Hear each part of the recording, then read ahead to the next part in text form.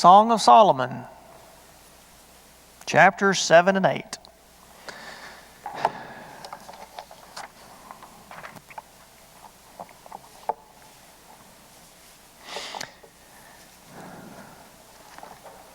I've pointed out that chapter 4, verse 16, chapter 5, verse 1 are kind of the center of the poem, where it appears that the bride and the groom are coming together. Perhaps that is picturing their honeymoon. Solomon shows up in chapter 3, verses 6 through 11.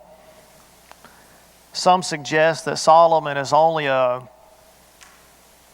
picture, a metaphor for the groom, that the groom is not actually Solomon.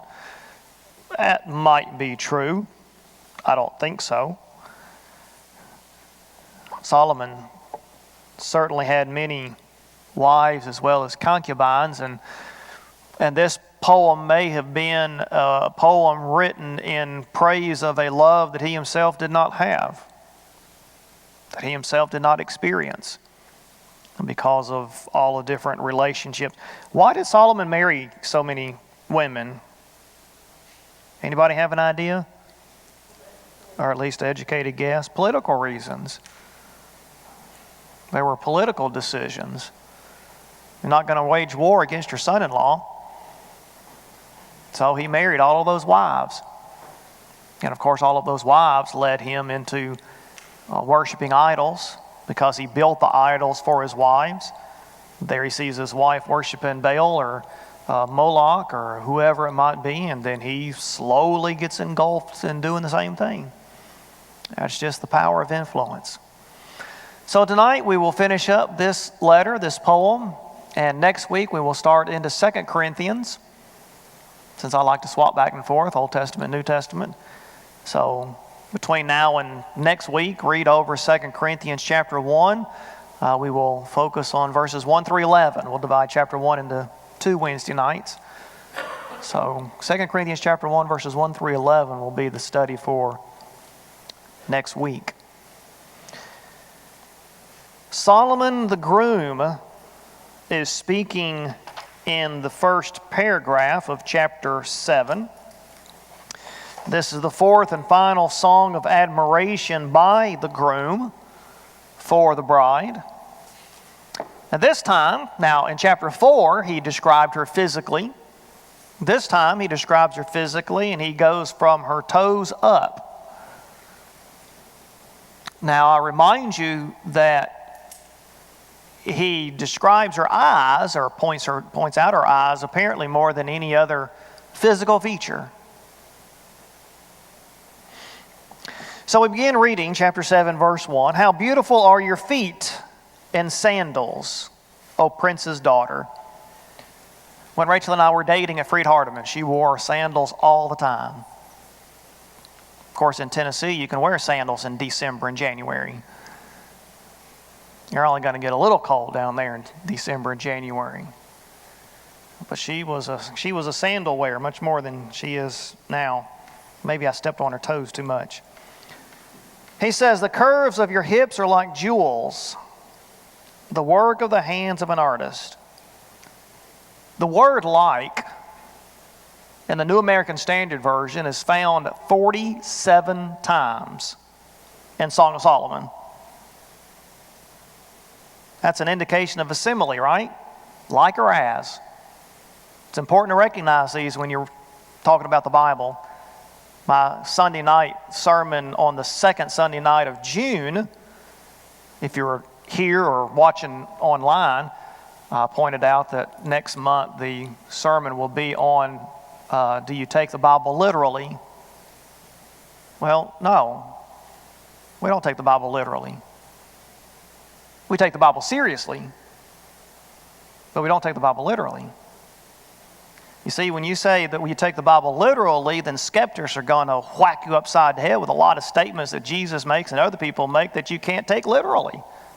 Cutting off your right hand, cutting off your right foot, plucking out your right eye in order to keep from sinning against God. No, we don't take the Bible literally, but we do take it seriously, and that's a huge difference.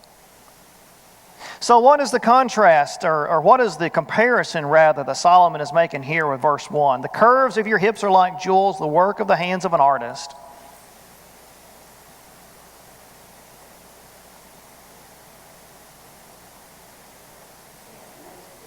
She had a nice figure. Notice the comparison. The work of the hands of an artist. What does that conjure up? She knows what she's doing. If the artist is referring to her, it would. Now, an artist knows what they're doing, right?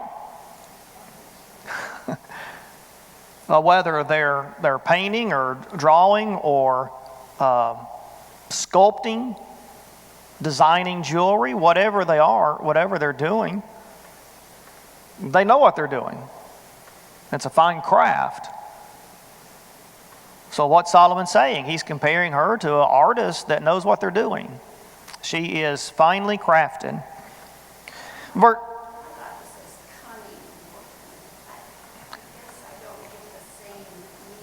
Cunning?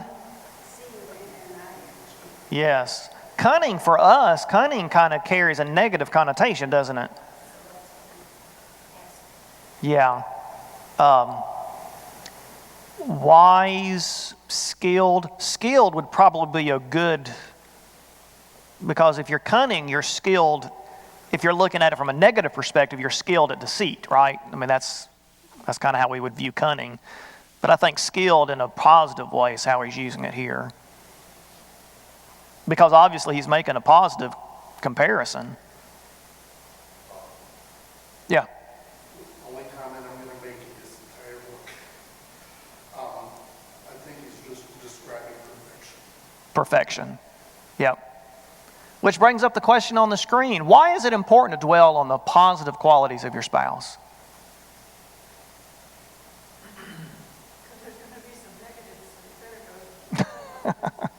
There's going to be plenty of negative to think about, isn't there? Just overlook it. Forgive it. Let it go. Focus on the positive.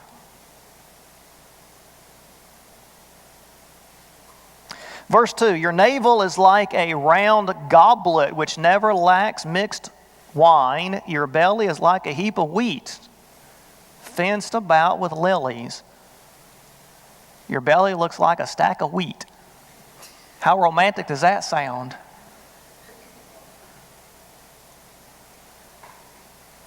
Any suggestions on what kind of comparison he's making here? Obviously, he means it positively, right?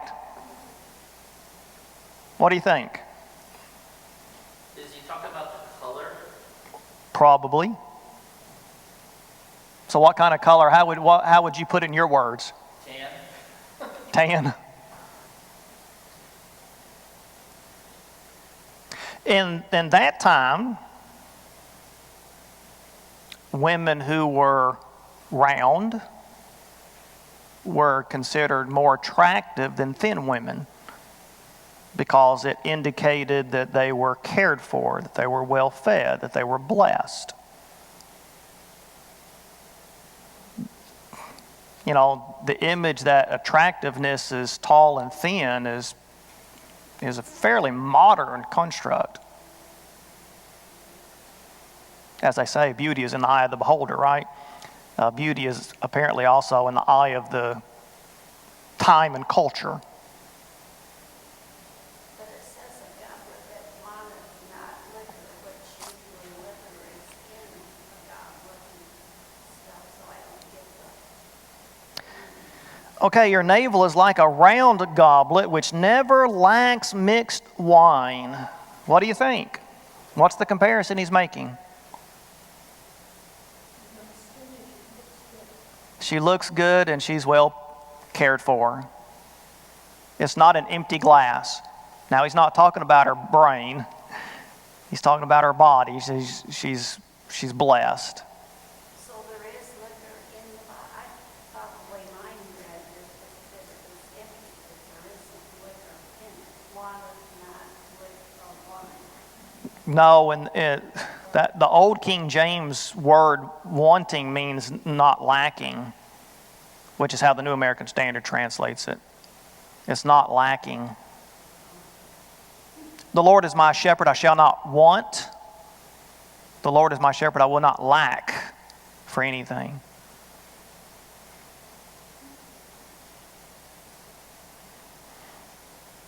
Verse 3, your two breasts are like two fawns, twins of a gazelle. What do you think?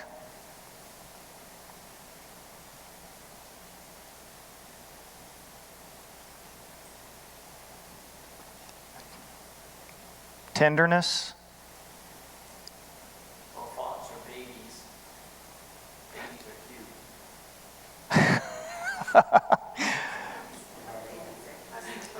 cute. Now later on in chapter 8, the chorus is going to say that she doesn't have any breasts. So we don't know how to interpret that. Maybe she feels like, do what? I said, gee, thanks. Why'd you ask? Maybe she feels self-conscious about her physical appearance. That part in particular. And that's why he mentions it as he does. And that's trying to understand the poem in literal terms. And I've already said that we don't necessarily need to take it in literal terms because it's poetry, it's not narrative. But we're just guessing. Yes. Cute. Isn't that what you said? Yeah. Attractive, cute. Verse 4, your neck is like a tower of ivory.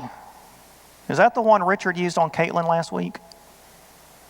No, I think he said he didn't use that one. The goat's hair, yeah. And the white teeth. Your neck is like a tower of ivory. What's the comparison? We don't need to spend this much time on every single verse, but what's the comparison? White. White. Kind of makes your two-tone to go weak. She's two-toned. Donna? I said all of this is kind of talking about beauty, what is admired about it. You know, and we don't have to understand all of the references, do we? We do understand that he's complimenting her beauty. And it doesn't matter whether or not we think she's beautiful or not. That's completely irrelevant. What matters is that he thinks she's attractive. He mentions her eyes again. Your eyes are like the pools in Heshbon by the gate of Beth Rabim. Your nose is like the Tower of Lebanon. That doesn't sound like it would go over well in 21st century America. Which faces toward Damascus. Your head crowns you like caramel. And the flowing locks of your head are like purple threads. The king is captivated by your tresses. How beautiful and how delightful you are. See, there it is. He gets to the bottom line right there. How beautiful and how delightful you are. My love, with all your charms. Your stature is like a palm tree, and your breasts are like its clusters. I said, I will climb the palm tree. I will take hold of its fruit stalks. Oh, may your breasts be like clusters of the vine, and your fragrance of your breath like apples, and your mouth like the best wine. So she is like something that has been finely crafted out of the finest materials.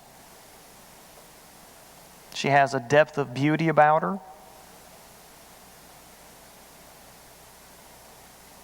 And he talks about her eyes a lot, doesn't he? Any thoughts on those 9 verses? Well, he's talking about how beautiful her body is to look at, but he's also physically doing sexual as far as it sounds like. Yes, there are sexual innuendos throughout the poem, in fact. But there's not a lot of references to actual physical contact. In fact, there's just a couple. We're going to see one of them in our reading in just a few verses. Any other thoughts?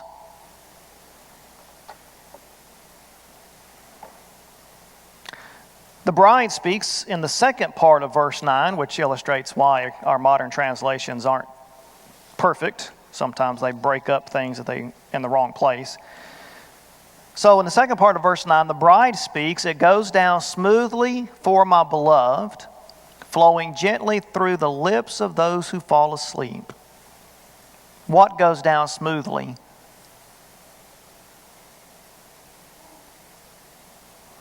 The wine that he mentioned in the first part of verse 9. He says, your mouth is like the best wine. She says, yeah, it goes down smoothly for my beloved, flowing gently through the lips of those who fall asleep. Verse 10, she illustrates that she belongs totally to him. I am my beloved's, and my beloved, and his desire is for me. Come, my beloved, let us go out into the country. Let us spend the night in the villages. Let us rise early and go to the vineyards. Let us see whether the vine has budded and its blossoms have opened, and whether the pomegranates have bloomed. There will I give you my love. That's an invitation, isn't it? Talk about innuendos.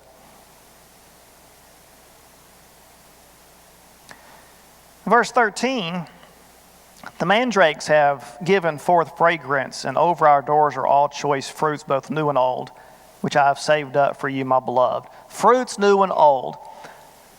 Question, how do you find new pleasures with your spouse?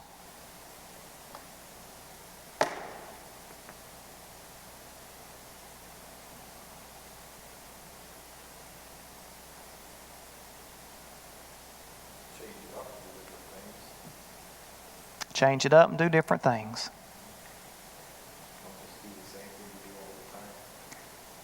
Doing the same thing you did all the time is called a rut. How do you get out of a rut? Well, you stop doing what you're doing. You do different things. Go to different places. Does finding new pleasures have to be expensive? No. It's just got to be different. It just needs to be different. Anybody have any thoughts?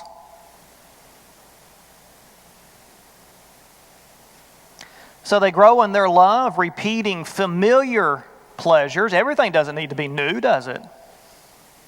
I mean, if it works and you both find pleasure in it, keep doing it by all means. But if one of you says, you know what, I'm tired of doing this, and the other one should say, all right, let's do something new. I told you in our marriage class last fall that one of the couple, there's a appendix in the book where the couples can go through and mark if they would be interested in doing different things or learning new things. And so the two of them went through that together and learned there were several things that they had common interest in, but they didn't realize it. Why? Because you didn't talk about it. Maybe it's never come up in conversation before. Maybe one of you didn't like doing it before, but now you're interested in it. And you don't learn that until you communicate. Yeah, don't be afraid of doing new things. Try new things. If you ever wanted to go hang gliding, go hang gliding. President Bush showed you can't be too old to go jumping out of an airplane. If you want to do something new, just do it. The mandrakes. Where else are mandrakes found in the Bible? In Genesis. Good. Rachel and Leah. And Marvin can't remember the chapter. I can't believe you, Marvin. Well, I refreshed my memory this afternoon, or this morning. Chapter 30 of Genesis. Rachel is barren. Just to remind you of the story, Rachel is barren. And Leah is having babies like a rabbit. Reuben goes out and gets mandrakes. Mandrakes were believed to be an aphrodisiac. Rachel wants the mandrakes for obvious reasons. Jacob, of course, loves Rachel more than he loves Leah. And Rachel says, well, you can sleep with Jacob tonight if you'll give me those mandrakes. Jacob comes across a very poor light through this whole episode, right? So Jacob sleeps with Leah, and she gives birth again. But the text is very clear that it's not the mandrakes that do it. It's God. The text is clear. God is the one who blessed Leah with Issachar. And then she gets pregnant again, and God blesses her with Zebulun. And then the text says, God remembered Rachel. So it doesn't matter whether she had the mandrakes or not. That culture apparently thought that there was something to the mandrakes. The text is clear that God is the one who remembered Rachel and opened her womb, and she gave birth to Joseph. So apparently we've got this same concept going on here in the Song of Solomon. The mandrakes have given forth their fragrance. The bride continues speaking in chapter 8, "Oh, that you were like a brother to me." Now, he's referred to her as a sister before. There are times in the Bible where brother and sister are used in a broad, general sense. "Oh, that you were like a brother to me who nursed at my mother's breast. If I found you outdoors, I would kiss you. No one would despise me either." What's she saying?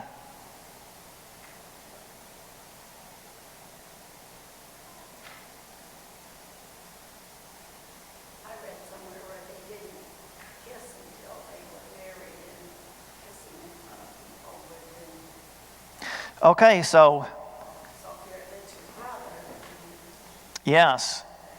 If it's a society where public displays of affection are frowned on, then she's saying, oh, if you were my brother, then we could kiss, and nobody would say anything about it. Nobody would think anything of it. "I would lead you and bring you into the house of my mother who used to instruct me. I would give you spiced wine to drink from the juice of my pomegranates." Here's one of the few references to physical contact in the song. "Let his left hand be under my head and his right hand embrace me." Chapter 2, verse 6 is where Solomon said the very same thing about the Shulamite woman. So they're both expressing a desire for embracing. Now, we talked about this when we talked about chapter 2, verse 6, about non-sexual touching, non-sexual contact. Holding hands, embracing, just touching. That's important, right? The groom speaks in verse 4. He says, "I want you to swear, O daughters of Jerusalem, do not arouse or awaken my love, until she pleases." What is the relationship between commitment in marriage and enjoyment in the marriage? What's the relationship between commitment and enjoyment? It's kind of like ignoring the ugly and focusing on the good. Okay, and you do that because of your commitment, right? Yep. What's the problem with shacking up? Why can you not find fulfillment in shacking up? What's the problem with that? There's no commitment, no security. There's no ring on the finger. Now, men and women both, young men and young women both, deceive themselves and think, hey, this is the kind of life because there's no commitment. There is no enjoyment if there's no commitment. But when you're committed, then you can find enjoyment in it. You can be yourself because you're not going to be afraid or concerned about running the other person off because they're going to love you for who you are.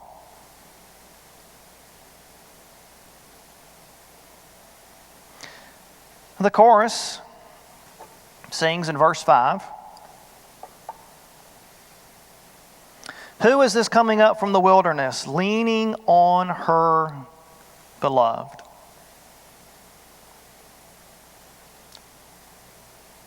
What does the concept of her leaning on her beloved, what does that convey? What picture does that convey? Dependency. Dependency. What? Tenderness. Enjoy being together. Security.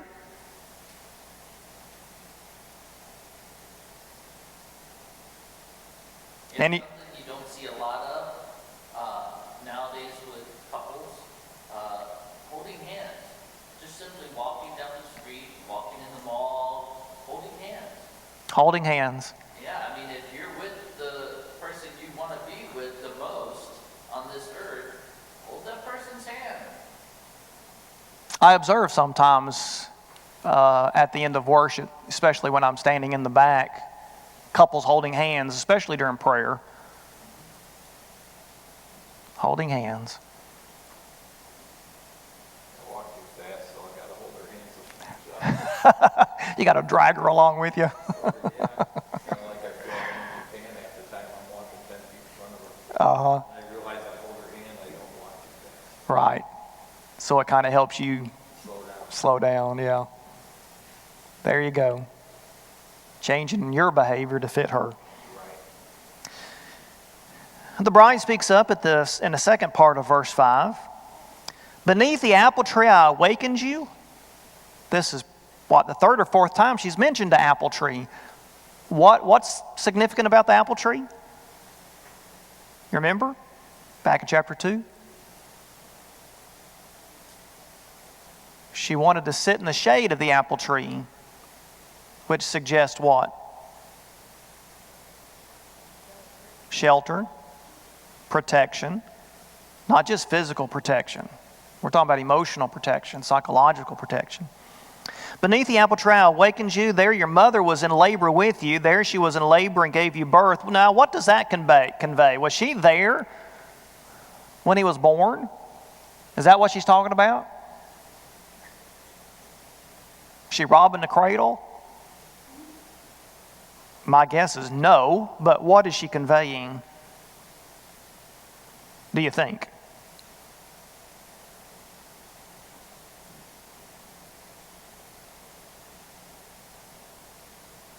Is he suggesting that it feels like she's known him forever? Could that be it? Or am I off base? I was there when your mother nursed you and gave birth to you. I've known you forever, seems like.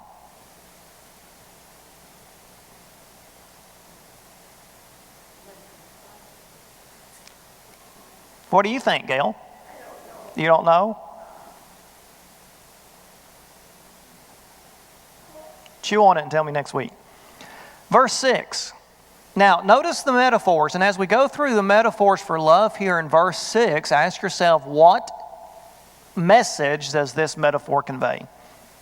All right, put me like a seal over your heart, like a seal on your arm. In that culture, what did seals convey? A binding agreement, right? A binding agreement. What? Approval. What else? If a king sealed a document with his signet ring, what did it mean? Couldn't be broken, so it was secure. If somebody receives it and the seal's not broken, they know it's been secure. What else does it convey? It was safe, wasn't changed. And at least one other idea. Is it a form of ownership? Ownership. Because his signet ring is different from anybody else's. Okay? So we've got all of that. All of those different ideas contained in that imagery there of a seal over the heart. Second metaphor, your love is as strong, actually this is simile, your love is as strong as death. What does that mean?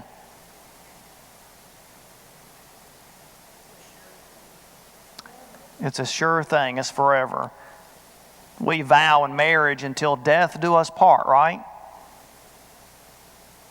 There's only one entity that is more powerful than death, and what's that? God.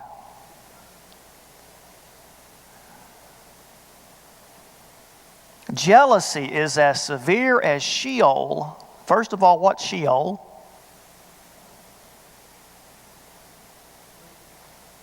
It's the unseen world, right?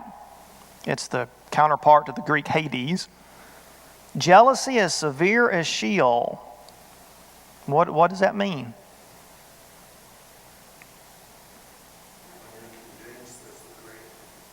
The grave. How many people go into the grave? Everybody. So what does jealousy have to do with that?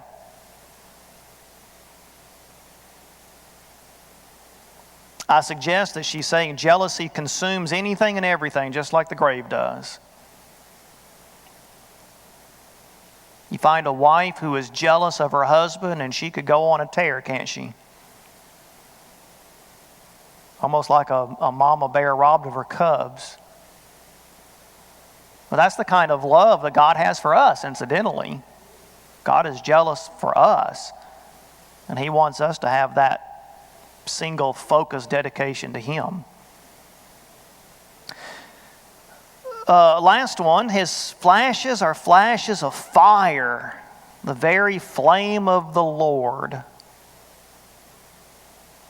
What's the idea?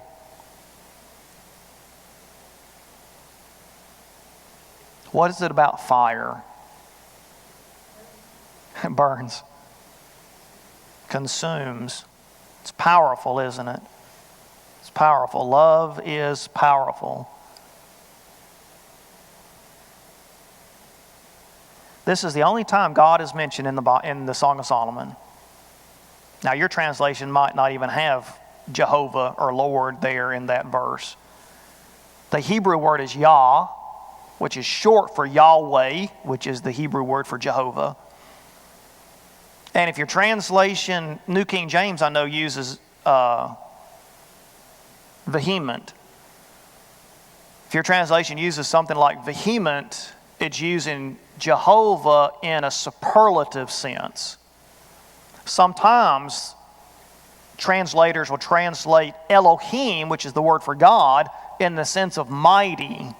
That's translating it in a superlative sense. And so that's the idea here if your translation doesn't use Lord.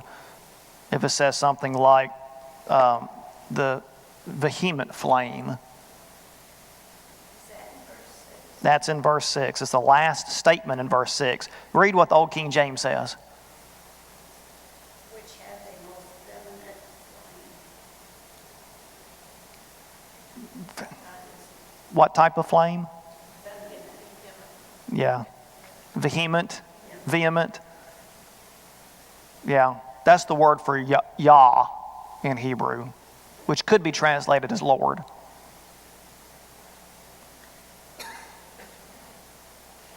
Verse 7, many waters cannot quench love, nor will rivers overflow it. If a man were to give all the riches of his house for love, it would be utterly despised. What's the point?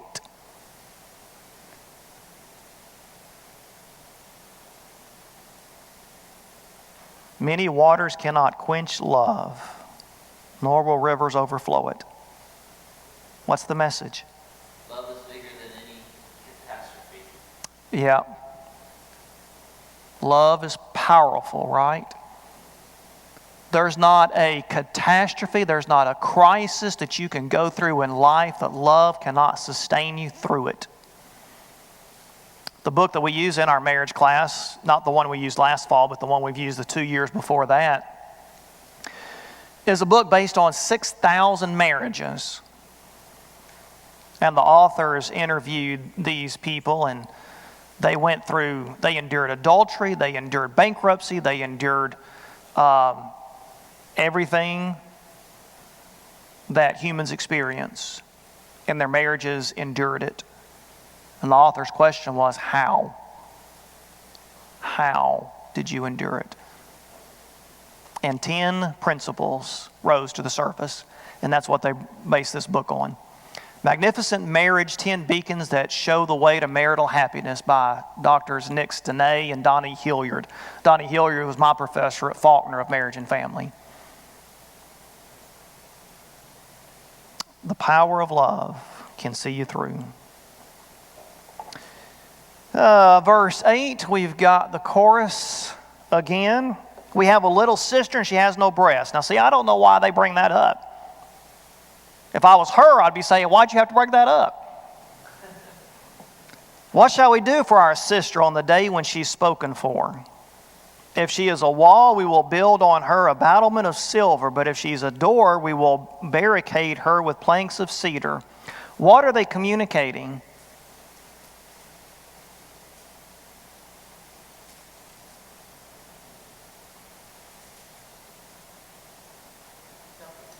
They'll protect her.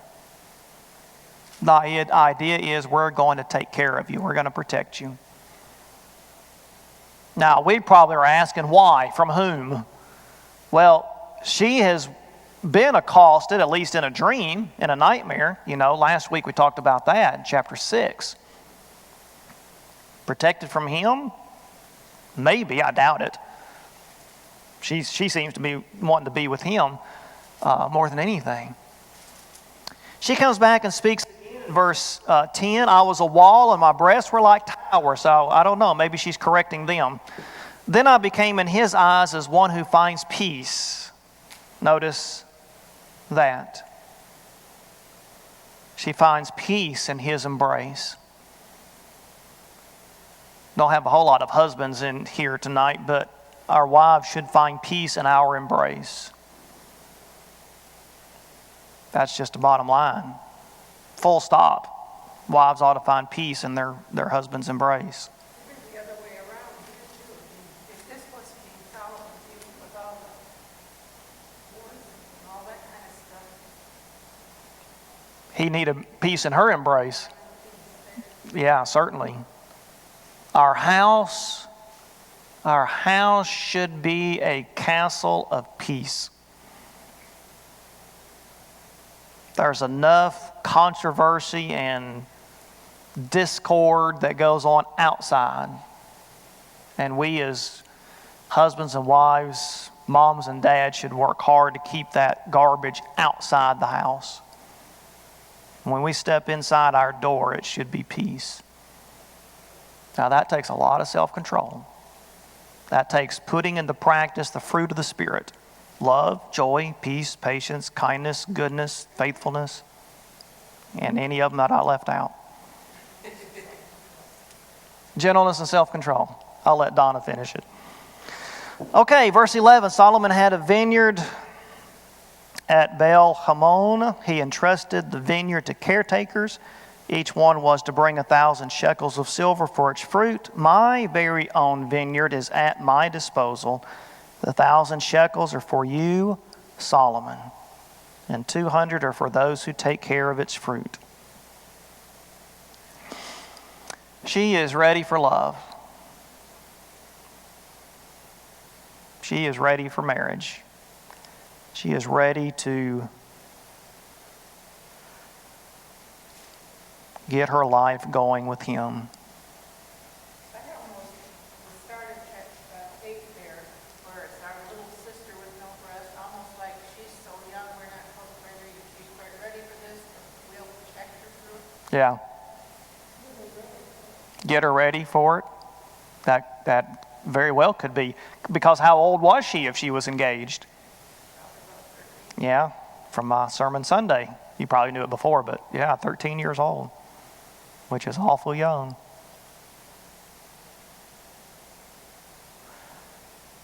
Verse 13, the groom speaks for the last time. O you who sit in the guards, my companions are listening for your voice. Let me hear it. What does he want?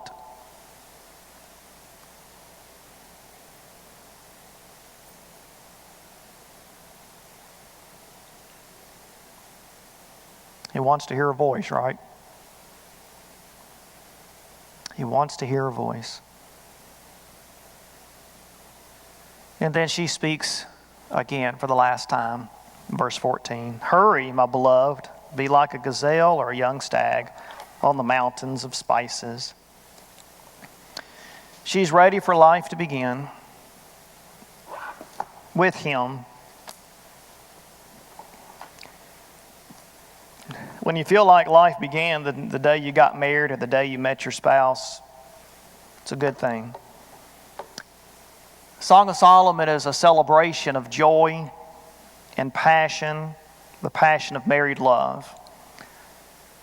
Solomon has walked a line between asceticism on one side, or puritanical behavior on one side, and debauchery on the other side. When men and women are united, when they're committed, when they appreciate one another, when they're thinking positive about each other, as we pointed out, marriage is a cause for great celebration. It is a picture of the relationship that Christ has with his church. Now, Solomon had earlier said in Proverbs 19 and verse 14 that a prudent wife is from the Lord.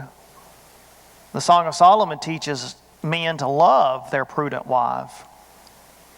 A prudent husband, obviously, is also from the Lord. And Solomon shows us to maintain a marriage, here are some things we need to do in order to have a relationship that is conducive to regular romantic highs. Number one, appreciate your relationship as a husband and wife. Number two, expect the best from one another. And related to that, number three, is give your best to one another.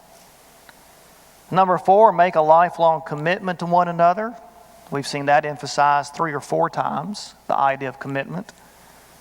And examine God's teachings on love, sex, marriage, and intimacy throughout the whole Bible and put it into practice. It's one thing to talk about it. It's entirely different to put it into practice. A strong marriage makes a strong family. A strong family makes a strong church. A strong family and a strong church make for a strong country. The reason why our country is going down the tubes is because the relationship between husband and wife is not what it ought to be. It all starts there. Anybody have any thoughts or comments?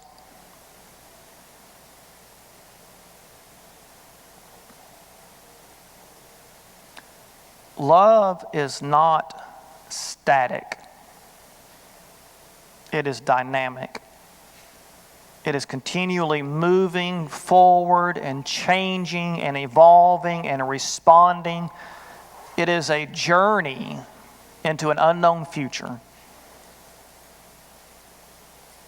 Rachel and I, Mark and Penny, are at that point now where we're having the empty nest and our kids are not just moving out to college, but they're in that stage now, 3 or 4 year stage, where they're moving completely out of the house and out from under our guidance and direction.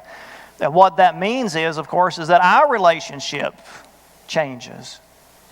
We are evolving in our relationship. How are we responding now to a son-in-law? How are we responding to them having jobs and having their own house? Y'all have gone through that. We're at the point now where we're going through it. So you know what I'm saying, that life evolves and our love with our spouse has to change and respond to how life changes.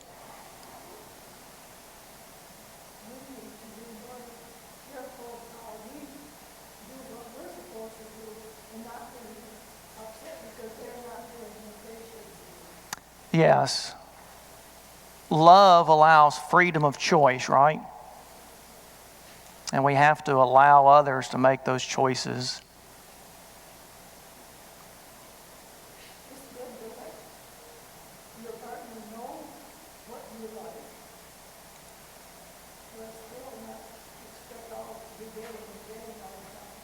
Yeah. Going back to that slide, love is about giving, isn't it? Now you have to receive. Sometimes you have to give a whole lot more than you receive. Any other thoughts or comments?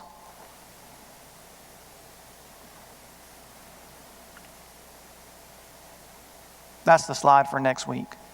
2 Corinthians. You can't read it, hardly. Studies in 2 Corinthians. A new creation. Again, 2 Corinthians chapter 1, verses 1 through 11.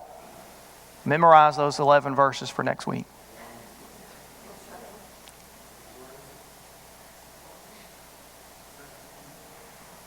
Okay, if nobody has any other comments, what? I was gonna say, that's just something that's harder to get Oh, over. yeah. Memorizing. Right. I don't know if I brought this up once before, but, it's a shame that in our culture now, the man's role in the household is being diminished or made to look foolish in a lot. I mean, you see it in television programs, not that I watch them anymore, but you can see that the man is always like a buffoon. And the woman is the strong women in our household, but the relationship, the marriage relationship is just being watered down so badly now. The emasculation of men in our culture is going to pay a severe price in the future. I don't know how, but it's not God's way. And anytime you don't follow God's way, you're going to pay a price. I went to a men's retreat. I was telling the guys at this retreat, I went to a men's retreat for a weekend a couple weeks ago. And sometimes you don't know how much your wife depends on you. So she told me that she slept with a baseball bat on the nightstand when I wasn't there. Mm-hmm. Yep. She doesn't sleep. She doesn't sleep. Yep. They find comfort and protection in our presence. Even the dog can. Okay. We're dismissed.